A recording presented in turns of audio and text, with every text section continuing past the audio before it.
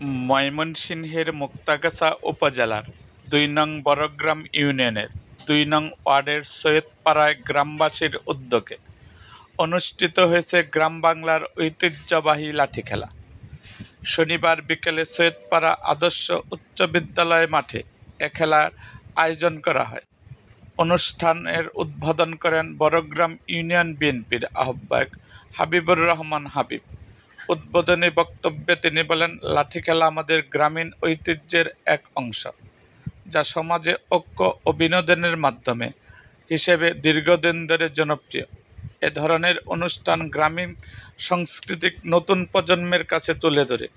এ সময় তিনি আগামী জাতীয় সংসদ নির্বাচনে ময়মনসিংহ দক্ষিণ জেলা বিএনপির আহ্বায়ক ও মুক্তাগাছা আসনের সম্ভাব্য প্রার্থী আলহাজ জাকির হোসেন বাবলুর পক্ষে কাজ করার আহ্বান জানান। তিনি উপস্থিত সবার প্রতি ধানের শীষ প্রতীকে ভোট দেওয়ার আহ্বান জানান। স্থানীয় এলাকাবাসীর উদ্যোগে আয়োজিত এ খেলার আশপাশের গ্রাম থেকে বহু মানুষ উপস্থিত হয়ে আনন্দ উপভোগ করেন। খেলা শেষে বিজয়ীদের হাতে পুরস্কার তুলে দেওয়া হয়।